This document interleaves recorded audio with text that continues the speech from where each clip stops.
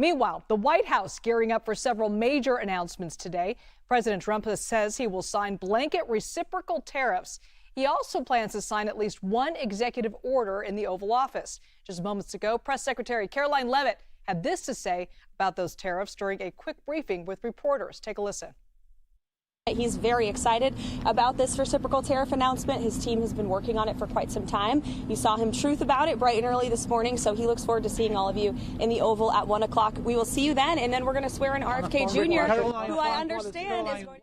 All right, so let's go to CBS News White House reporter Aaron Navarro. He joins us live. Aaron, good to be with you. We just heard Caroline Leavitt say the president and his team have been working on these tariffs for some time. Do we have any details about what this new round might include? This was a core campaign promise for President Trump just last year. What we know is that these reciprocal tariffs will be blanket tariffs matching those levied against the United States by other countries. Trump has argued that this will help grow jobs here in the U.S., will help reduce the trade deficit that the U.S. has with other countries, but it could really impact more developing countries, including India, Brazil, among them, given the disparity in their tariff rates. And economists have said that the impact of these reciprocal tariffs could trickle down to the American consumer when it comes to prices for groceries, vehicles, things of that. And Aaron, we know that today Trump is going to sit down with the Prime Minister of India, Prime Minister Modi, and he's dubbed India the Tariff King.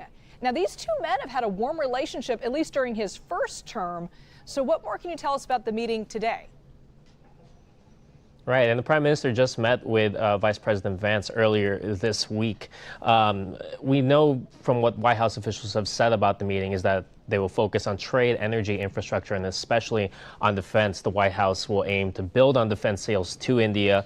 They will discuss bringing down the trade deficit between the two countries. But all of this is kind of meant to help make sure that India remains a crucial partner in that Indo-Pacific region, especially with China as a big adversary to the U.S. And Aaron, you have some new reporting on the mass firing of federal probationary employees. That began last night. What did you learn?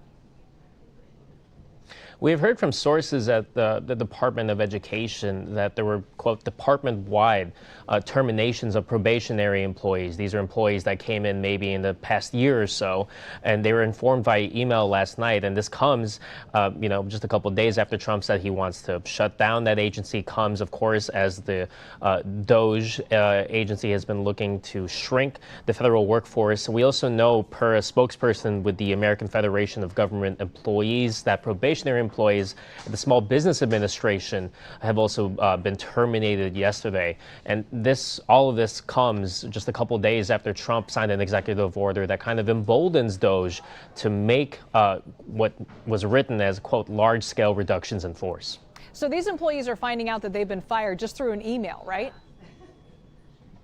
Yeah, through a letter sent by email. And from talking to some this morning, some have not been able to access their work email because they're terminated, so they can't see the legal letter, but they have heard from some of their bosses that they are terminated. So it's an interesting situation, to say the least. All right, Aaron Navarro, thank you so much for that reporting.